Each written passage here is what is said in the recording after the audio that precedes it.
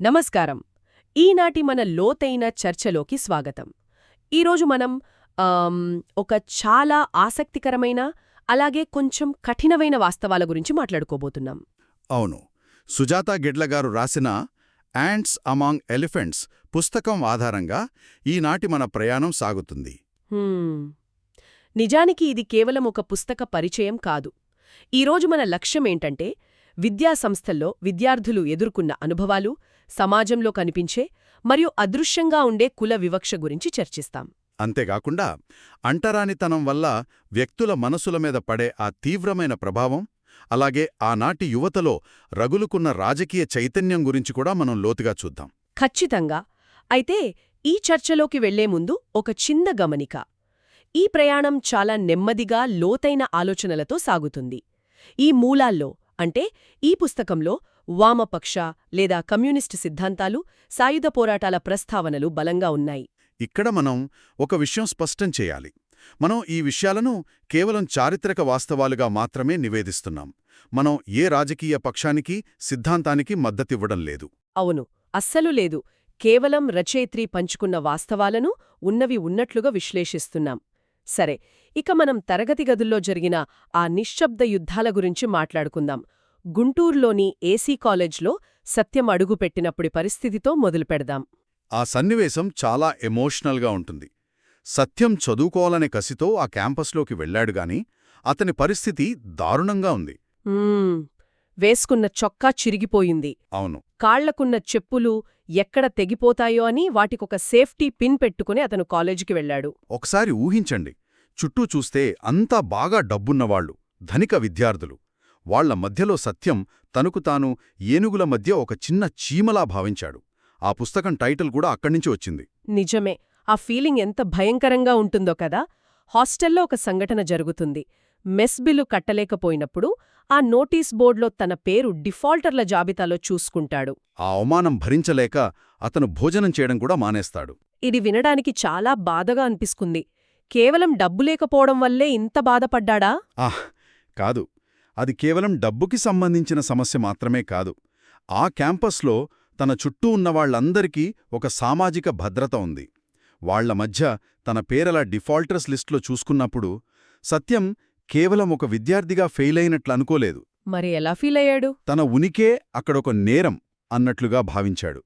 అంటే అసలు తాను ఆ ప్రదేశంలో ఉండటానికే అర్హుడు కాదేమో అనే ఒక తీవ్రమైన అభద్రతా భావం అతన్ని వెంటాడింది. ఆ అవమానం భరించలేక తరగతులకు వెళ్లడం మానేశాడు. ఒక విద్యార్థిని చదువుకు దూరం చేయడానికి ఆ ఒక్క భయం చాలు. సరిగ్గా ఇదే పరిస్థితి, కాకపోతే ఇంకా దారుణమైన పరిస్థితి సత్యం చెల్లెలు మంజుల జీవితంలో కూడా కనిపిస్తుంది. గుడివాడ కళాశాలలో కదా? అవును, గుడివాడ కాలేజ్లో.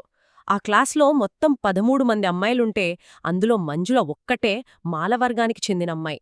అది కో ఎడ్యుకేషన్ కాలేజ్. అబ్బాయిలతో కలిసి కూర్చోవాలి. దీనికి వాళ్ల కుటుంబం చాలా భయపడింది. ఎక్కడ అగ్రవర్ణాల అబ్బాయిల కళ్లలో పడుతుందో అని ఆమె ఆకర్షణీయంగా కనిపించకూడదని నిర్ణయించుకున్నారు. అందుకే ఆమెకు రంగులు లేని, ముతకగా ఉండే తెల్లబట్టలు మాత్రమే కట్టించారు. అవును, ఆ వయసులో ఒక అమ్మాయికి అది ఎంత ఇబ్బందికరమైన విషయం. పోనీ అక్కడి విద్యార్థులైనా కలుపుకుపోయారా అంటే అదీ లేదు. ఆమెకు ముసలి పాప అని పేరు పెట్టారు. కొందరైతే ఆమెను వ్యాన్షీప్ అని కూడా పిలిచేవారు. వ్యాన్షీప్ అంటే రోగగ్రస్తమైన గొర్రె అని కదా అర్థం? అవును. తోటి విద్యార్థుల మధ్య కులం పేరుతో ఇలాంటి మానసిక హింసని ఎదుర్కోవడం నిజంగా నరకం.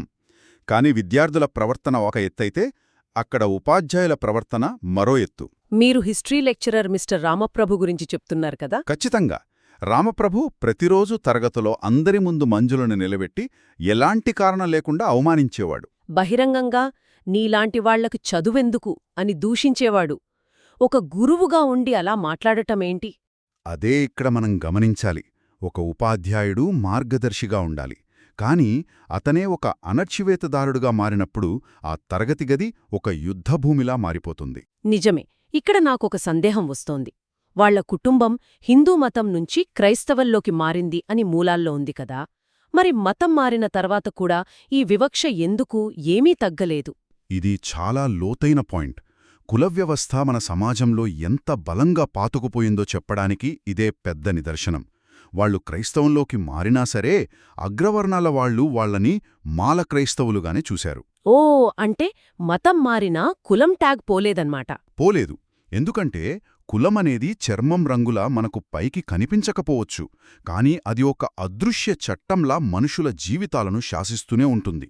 ఒక వ్యక్తి మతం మారినంత మాత్రాన తరతరాల సామాజిక అంతరాలు రాత్రికి రాత్రే మాయమైపోవు. అవును, ఈ వివక్ష అనేది కేవలం చదువుకునే ప్రదేశాలకే పరిమితం కాలేదు. బయట సమాజంలో ఇంకా భయంకరంగా ఉండేది. ముఖ్యంగా నిజాం పాలనలో తెలంగాణలో ఉన్న ఆ వెట్టి వ్యవస్థ గురించి చూస్తేనే ఒళ్ళు గగురు పొడుస్తోంది. ఆ వెట్టి వ్యవస్థ అనేది ఆధునిక కాలపు బానిసత్వానికి పరాకాష్ట అని చెప్పచ్చు. దొరలగడిలలో ఉచితంగా పనులు చేయడం మాత్రమే కాదు ఇందులో ఉన్న దారుణం. అంతకంటే దారుణం ఏముంది? అంటరాని కుటుంబాలు తమ ఇంటి మొదటి మగ పిల్లాడిని దొరల ఇంట్లో జీవితకాల బానిసగా ఇచ్చేయాల్సిన దుస్థితి అప్పట్లో ఉండేది. వారికసలు స్వేచ్ఛ అనేదే లేదు, కనీస హక్కులు లేవు. కనీసం ప్రశ్నించే అవకాశం కూడా లేదు. అస్సల్లేదు. ఇంకో ఆశ్చర్యకరమైన విషయం ఏమిటంటే, ఈ అణచివేత కేవలం అగ్రవర్ణాలు కింది వర్గాల మధ్యలే లేదు. అంటరాని కులాలైన మాల మాదిగ వర్గాల మధ్య కూడా ఎవరు అధికులు అనే వర్గీకరణ ఉండేది. అంటే వివక్ష అనేది ప్రతి స్థాయిలోనూ రూట్ చేసుకునుందన్నమాట. ఈ వివక్ష పై స్థాయికి వెళ్లే కొద్దీ ఎలా కొత్త రంగులు పులుముకుంటుందో చెప్పడానికి బీహెచ్యోలో జరిగిన సంఘటన ఒక బెస్ట్ ఎగ్జాంపుల్. బనారస్ హిందూ విశ్వవిద్యాలయంలో మంజుల చదివినప్పుడు జరిగిన ఇన్సిడెంట్ కదా? అవును, హాస్టల్లో ఒక దొంగతనం జరుగుతుంది. అధికారుల తనిఖీకి వచ్చినప్పుడు వాళ్లు మంజుల ఆకుపచ్చ ఇనుప పెట్టెను ఓపెన్ చేసి చూస్తారు. ఆ గ్రీన్ ట్రంక్లో ఏముంటుంది? అందులో కనీసం దాచుకోడానికి ఒక్క చిల్లిగవ్వ కూడా ఉండదు. కనీస అవసరాలకు సరిపడా వస్తువులు కూడా ఉండవు. ఆ దారిద్ర్యాన్ని చూసి ఆ ప్రొఫెసర్లు షాక్ అవుతారు. ఆ క్షణంలో అందరి ముందు తన పెట్టెను అలా చూసినప్పుడు మంజుల మానసిక స్థితి ఎలా ఉండి ఉంటుందో మనం అర్థం చేసుకోవచ్చు. పేదరికాన్ని కూడా ఒక నేరంగా ఫీలయ్యే వాతావరణం అది. నిజంగా. ఆ తర్వాత ఆమె ప్రొఫెసర్ త్రిపాఠి దగ్గరికి ఇంటర్వ్యూకి వెళ్ళినప్పుడు జరిగింది కూడా అదే. ఆమె పేరులోని మేరీ అనే పదాన్ని చూడగానే ఆ ప్రొఫెసర్కి అర్థమైపోయింది. అవును, ఆమె పేదరికాన్ని, సామాజిక నేపథ్యాన్ని పసిగట్టేసి ఆయన కళ్లలో ఒక అసహ్యం కనిపించింది. ఒకే ఒక్క చూపు. ఆ ఒక్క చూపు ఆమె చదువును, ఆమె పడిన కష్టాన్ని, ఆమె ప్రతిభను మొత్తం తుడిచిపెట్టేసింది. ఆమెను కేవలం ఆమె కులానికి మాత్రమే పరిమితం చేసింది కదా. చదువుకున్న విద్యావంతులే అలా ప్రవర్తిస్తే ఇక సామాన్యుల పరిస్థితి ఎలా ఉంటుందో ఆలోచించండి. ఇక్కడ మనం సైకాలజీ గురించి మాట్లాడుకోవాలి. ఈ నిరంతర అవమానాల వల్ల వాళ్లపై ఎలాంటి మానసిక ప్రభావం పడుతుందనేది చాలా ముఖ్యం. ఆయనకు కృతజ్ఞతలు చెబుతుంది. మీ వల్లే నేను పాసయ్యాను అనంటుంది. తనకెదురైన అవమానాలను ఆమె పాప ప్రక్షాళనగా భావించుకుంది. అంటే తన పాపాలకు ప్రాయశ్చిత్తంగా ఆ హింసను తీసుకుంది. దీన్నే మనం ఇంటర్నలైజింగ్ ద ట్రామా అంటాం. అంటే తనను హింసించిన వ్యక్తినే ఆమె ఎలా ఆరాధించగలిగింది? అణచివేతకు గురయ్యే వ్యక్తులు కాలక్రమేణా ఆ అన్యాయాన్ని ఎదిరించాల్సింది పోయి ఆ తప్పు తమదే అనే నమ్మేయడం మొదలుపెడతారు. ఇది వాళ్ల మెదడు క్రియేట్ చేసుకునే ఒక సర్వైవల్ మెకానిజం. ఆ పెద్ద వ్యవస్థతో పోరాడే శక్తి లేనప్పుడు ఆ హింసను తమ కర్మగా భావించి సరిపెట్టుకుంటారు. ఓహ్, మంజుల విషయంలో సరిగ్గా ఇదే జరిగిందన్నమాట. అవును, రామప్రభు తనను ఎంత హింసించినా తను బాగా చదువుకోవాలనే ఆయన అలా చేశాడని ఆమె మనసుకు నచ్చజెప్పుకుంది. కాని దీని ఎఫెక్ట్ లోపల చాలా తీవ్రంగా ఉంటుంది. దీనివల్లే ఆమె జీవితాంతం తీవ్రమైన అభద్రతాభావంతో బతికింది. అవును, ఆమెకు పానిక్ అటాక్స్ వచ్చేవి. ఏ క్షణమైనా చనిపోతానేమో అనే తీవ్రమైన ఆందోళన ఆమెను వెంటాడేది అని పుస్తకంలో ఉంది. ఇది పైకి కనిపించని మానసిక క్షోభ. కాని అదే ఇంట్లో పురిగిన వాళ్ల తమ్ముడు క్యారీ మాత్రం ఇలా స్పందించలేదు. ఒకే వాతావరణం, కాని క్యారీ ప్రవర్తన పూర్తిగా భిన్నంగా ఉంటుంది. అదైతే హైలైట్. క్యారీ ఈ అవమానాలను మౌనంగా భరించలేదు. అతను ఎదురు తిరిగాడు. గుడివాడ వీధుల్లో బస్సు రూట్లను తమ గుత్తాధిపత్యంలో ఉంచుకున్న ఆ కటారీ సోదరులతో క్యారీ చేసిన పోరాటం గురించి మనం మాట్లాడుకోవాలి. అవును, అంటరాని కులాల అమ్మాయిలను ఆటపట్టించే అగ్రవర్ణాల యువకుల మీద క్యారీ ఒక రక్షకుడుగా మారాడు. ఎక్కడ అన్యాయం జరిగినా భౌతికంగా ఎదురెళ్లి కొట్లాడేవాడు. ఒకే ఇంట్లో అక్క భయంతో ముడుచుకుపోతే తమ్ముడు పిడికిలి బిగించాడు. సామాజిక అణచివేత అనేది మనుషుల మీద చూపే భిన్నమైన ప్రభావాలకు ఇది చక్కటి ఉదాహరణ. మంజుల చదువు ద్వారా, మౌనం ద్వారా ఆ అణచివేతను దాటాలని చూసింది. ఖేరీ భౌతికమైన ప్రతిఘటన ద్వారా తన ఉనికిని చాటుకోవాలని చూశాడు. కాని వాళ్ల అన్నయ్య సత్యం ఎంచుకున్న దారి మాత్రం ఈ రెండింటికి భిన్నంగా ఉంది కదా. అవును.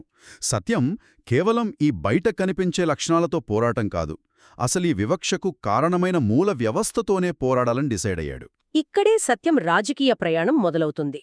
అప్పటి యువతలో రగులుకున్న రాజకీయ చైతన్యానికి సత్యం ఒక ప్రతీక అని చెప్పొచ్చు.